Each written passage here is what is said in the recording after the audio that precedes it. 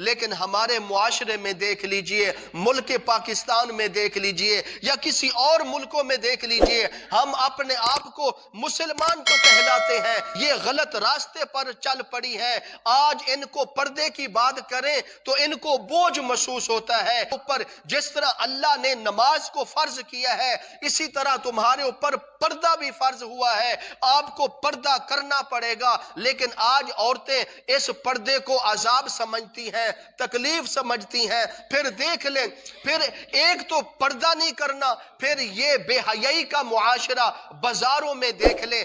آپ بازار چلے جائیں، کہیں بھی چلے جائیں، آپ کو مرد کم نظر آئیں گے، عورتیں زیادہ نظر آئیں گی۔ یہ بے حیائی کا عروج ہے، کیونکہ بازار جو ہیں یہ شیطان کے راستے ہیں، بازار جو ہیں وہ شیطان کے شکنجے ہیں، وہاں بے حیائی ہوتی ہے، وہاں جھوٹ ہوتا ہے۔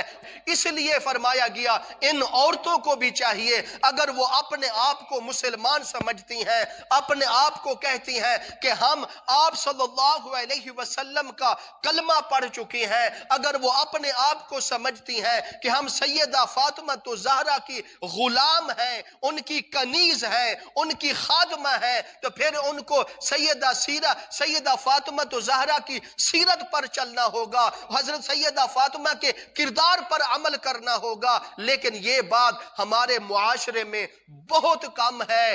یہ آپ صرف یہ نہ سمجھیں کہ عورتوں کی کمزوری ہے کہ عورتیں بازاروں میں، محلوں میں، گلیوں میں، چراہوں میں بے پردہ پھر رہی ہیں، وہ پردہ نہیں کرتی۔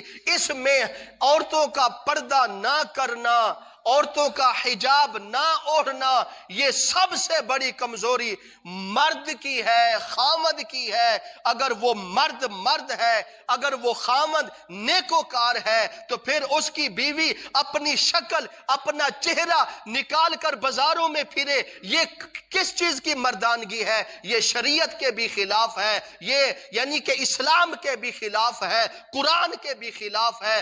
اس لیے ہم جب کسی عورت کا جنازہ اٹھتا ہے نا، ہم سوال کرتے ہیں، سب لوگ سوال کرتے ہیں بھی اس عورت کو کوئی غیر مرد کندھا نہ دے کیونکہ یہ عورت کا جنازہ ہے۔ اللہ اکبر، یار یہ تو آپ کو فکر لگ گئی، کسی غیر عورت کو کندھا نہیں دینا چاہیے، شریعت کا بھی یہی حکم ہے۔ لیکن اس عورت نے ساری زندگی پردہ نہیں کیا، اس عورت نے ساری زندگی بازاروں میں اپنا چہرہ دکھاتی ہوئے گھومی ہے، اور بازاروں میں، گلیوں میں، محلوں میں اپنا چہرہ دکھاتی پھرتی ہے۔ تو پھر ایسی عورت کے تقدس کا کون احترام کرے گا؟ ایسی عورت کے احترام اور اس کی عزت پاک دامنی کا کون احترام کرے گا؟ اس لیے یہ مرد پر بہت بڑی ذمہ داری ہے کہ اپنی بیوی کو، اپنی بیٹیوں کو، اپنی بہنوں کو پردہ کرایا جائے۔ یہ شریعت کا حکم ہے، قرآن کا حکم ہے، حدیث کا حکم ہے۔ آپ صلی اللہ علیہ وسلم نے ساری زندگی اس چیز کے بارے حکم دیا۔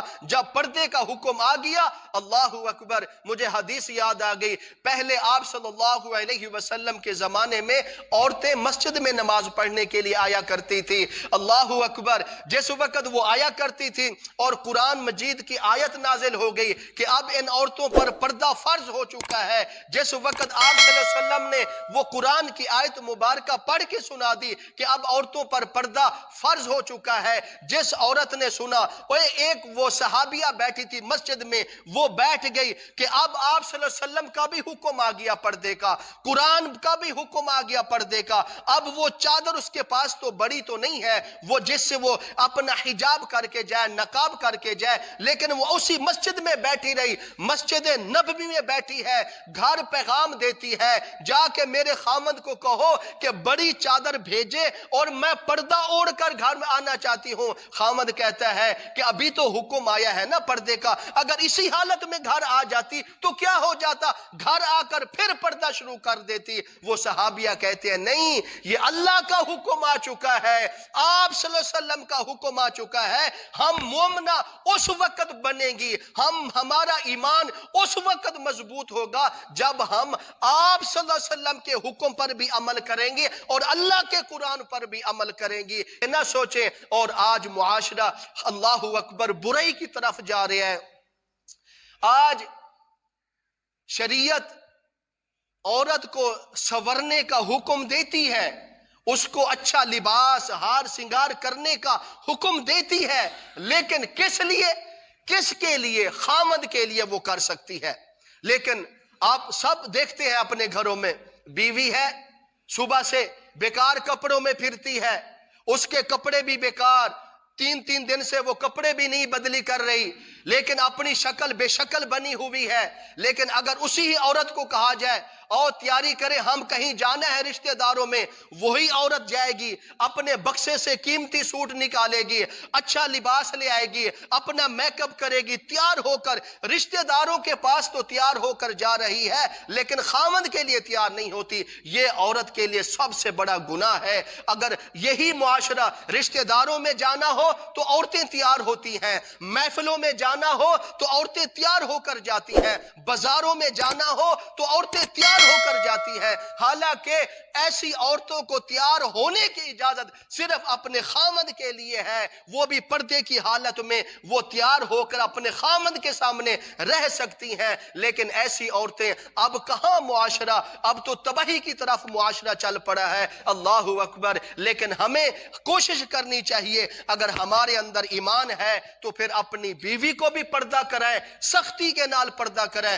اپنی بچیوں کو، اپنی بہنوں کو جتنا ہو سکے آپ سختی کریں، ان کو پردہ کریں۔ یہ نماز جس طرح عورتوں پر فرض ہے، اسی طرح ان کے اوپر پردہ بھی فرض ہے، تاکہ جو نیک عورتیں ہوں گی، جو پاک دامنہ عورتیں ہوں گی، جو دین پر عمل کرنے والی ہوگی، جو سیدہ فاطمہ کی سنت پر عمل کرنے والی ہوگی، ان کے اوپر پردہ فرض ہو جائے گا، لازم ہو جائے گا۔ وہ اپنے ایسے چہروں کو ایسے نہ یعنی کہ دنیا کو نہ دکھایا کرے، اللہ اکبر۔ عورت اپنا چہرہ جتنا چھپا کے رکھے گی، قرآن حدیث کی بات کر رہا ہوں، اللہ تعالیٰ اس کے عورت کے چہرے میں اتنا حسن نکھارے گا جتنا وہ عورت اپنا چہرہ لوگوں کو دکھائے گی، غیر مردوں کو دکھائے گی، اس کے حسن میں کمی ہو جائے گی، اور حسن میں کمی بھی آئے گی اور گناہ گار بھی ہوئے گی، اور اس عمل کو بار بار دہرانے سے، فخر سے، بے پرد رہنے سے اللہ تعالیٰ ایسی عورتوں کو جہنم میں بھی ڈالے گا۔ تو